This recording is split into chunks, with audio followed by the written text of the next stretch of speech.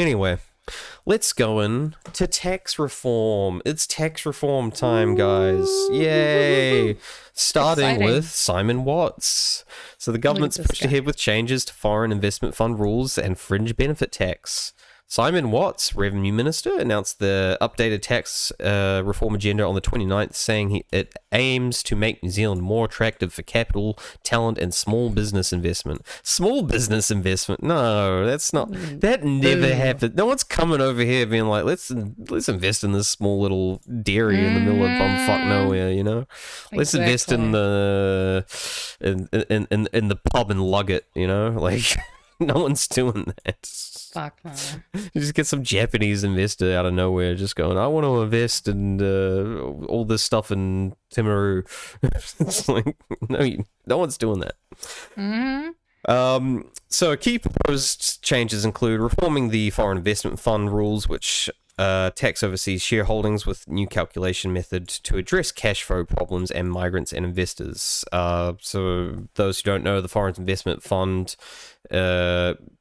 essentially does like a flat tax of 5% on foreign, like overseas shares and stuff, which has been criticized being confusing and notoriously complex and punitive. And it taxes no matter what, like even if someone has losses and stuff. So there's definitely some issues there, I'm finding. So what, I'm not overly against them reforming that, because some examples that were given to me are like people's like pension funds and stuff, even those get taxed. So imagine if you went overseas and you had more than 50k in your KiwiSaver, and then suddenly you're getting taxed on that like 5%, which would be something like what's 5% of 15? No, 50, sorry. Oh, I don't know. You can't even say numbers, and I don't do math. 1% is 500. So it'd be something. What was your first number? Just give me the fucking. So it would be 500 times 5. So it'd be like 2,500, I think. Yes. So you'd be paying like 2,500 if you had 50k in your KiwiSaver a year if you were just living overseas in another country, which, you know, that alone does seem a little bullshit, you know, like that. I don't see it as gaming the system, you know.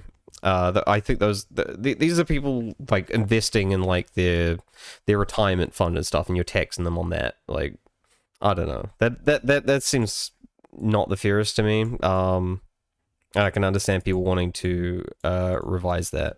Anyway, they also did some consulting on changes to the fringe benefit tax, which involved moving strict definition for work-related vehicle, which was another sort of weird one. If people didn't know, there was like a criteria for work cars. The whole thing was to avoid like non-finance liquid incentives outside of people's payment to avoid tax. Like, say, I'll pay you 10k less a year or something, but I'll give you a car that's worth like 15, 20k or something. Right. And that would be, sort of a quid pro quo type thing, and it sort of circumvents tax, so you're not getting taxed on that as well, so it has its own benefit there. So this whole thing was sort of to try and circumvent that, but it might have been a bit too stringent. So for something to be a work car, it had to firstly be not a car, which means like a ute, a van, or a light truck. Right. Which, well, but there were already a lot of places that actually had business vehicles that wouldn't have been those. Yes. And people have criticized it for not incentivizing EVs and stuff, which has been an issue, because you're going to go for like a petrol or diesel ute, because that's something that's not subjected to that tax. You also got to have logos, and it's got to be primarily used for work. But I think the bigger thing was just the thing that it had to be like a car. I'm guessing, but look, I'm not necessarily against some of these changes, but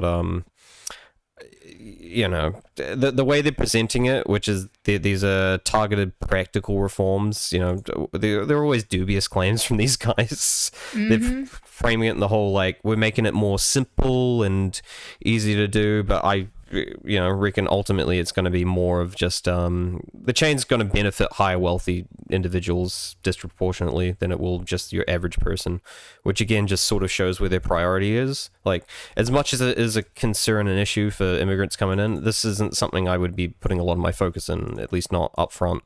It's not going to help your average person living in this country, It's really and not. that seems to be what they tend to focus on, is who asked for this. And well, in fact, it's going to hurt us more, because we will be getting less in tax revenue.